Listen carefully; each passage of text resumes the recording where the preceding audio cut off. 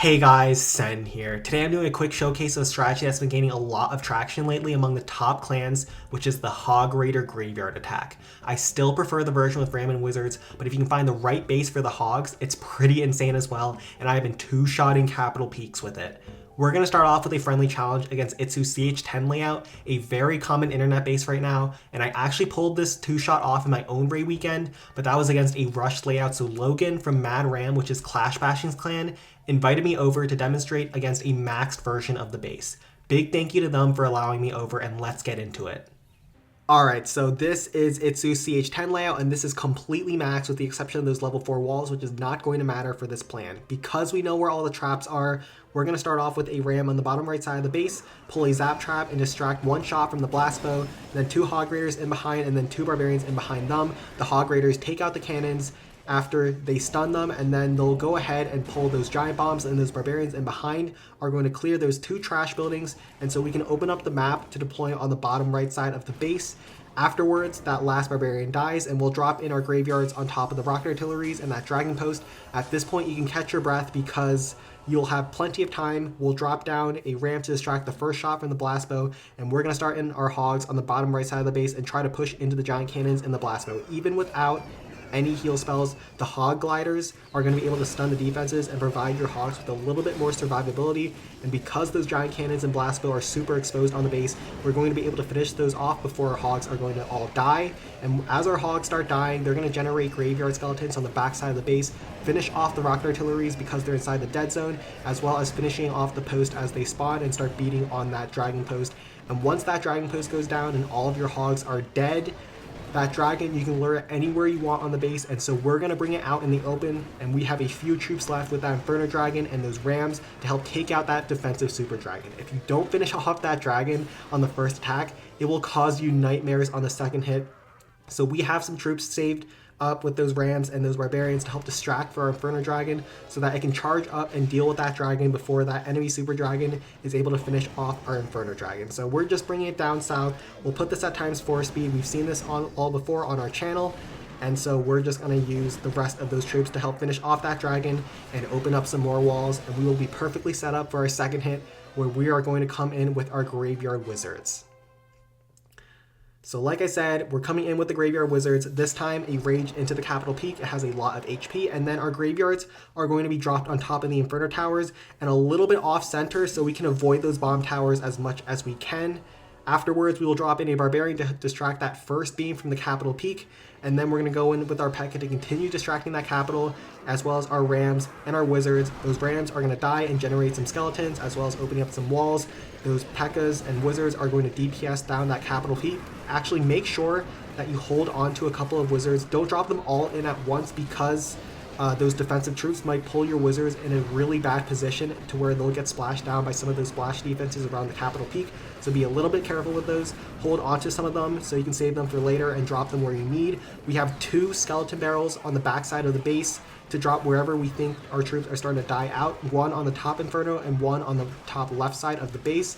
Also, be careful on the top left side of the base because there's a lot of traps over there. So your troops are going to get blown up if they all start converging there at once. But we still have a Wizard and a Ram in the tank. So even if those last Wizards and Larrys got blown up, we would still have enough to clean up the leftovers on this base, which is all of those clan houses over there.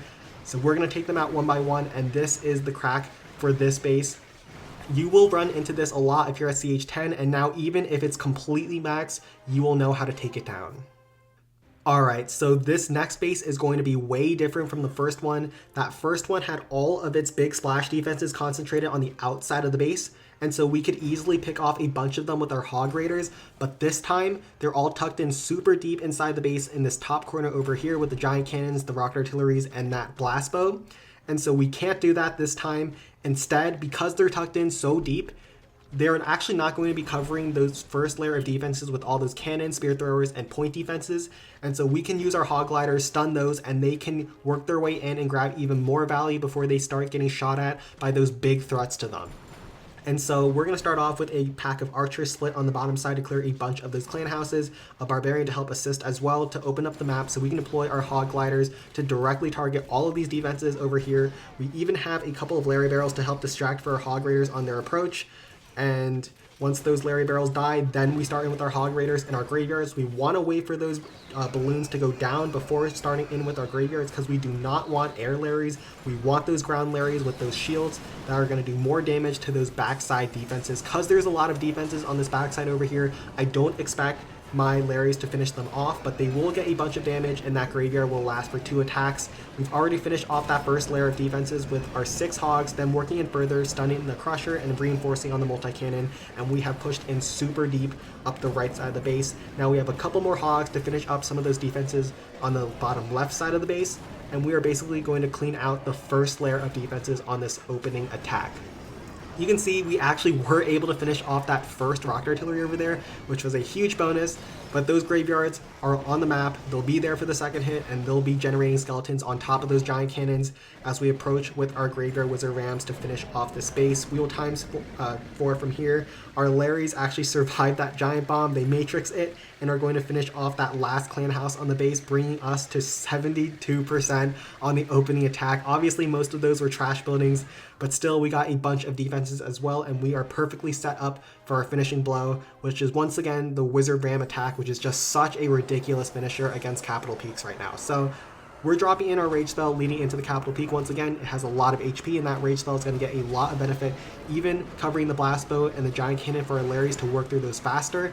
Afterwards, we'll drop in some Rams to start generating some Skeletons, then our P.E.K.K.A, and then our Wizards. We've seen this all before. Our P.E.K.K.A actually leaves the range of the Capital Peak, and so our Wizards start getting blasted one by one, but it's fine. Our P.E.K.K.A is going to walk her way around. Because we took out all those point defenses on that first attack, there aren't that many threats to the P.E.K.K.A. We finish off that last cannon on the bottom left with a pack of Hog Gliders, and that Hog is going to help distract that bomb tower for our Larrys to sneak in, finish that off, and our P.E.K.K.A is going to survive to finish off the last few buildings on this base for another 2-shot. Man, you should really learn this attack. It's absolutely insane. And sorry for no uploads this past week. I've been busy moving into a new place, and also Graveyard has been kind of killing my motivation a little bit, so this will be my last Graveyard video for the foreseeable future. I just wanted to get this out so you all know what's strong right now, but I'll be returning to more fun tactical attacks for the videos, and I will be grinding this raid weekend to get back on schedule. Also, make sure to join the Discord server if you haven't already. Almost all the top clans in the clan capital are in there, so come on over if you want to get better at capital. But like and subscribe if you enjoyed today's video, and take care.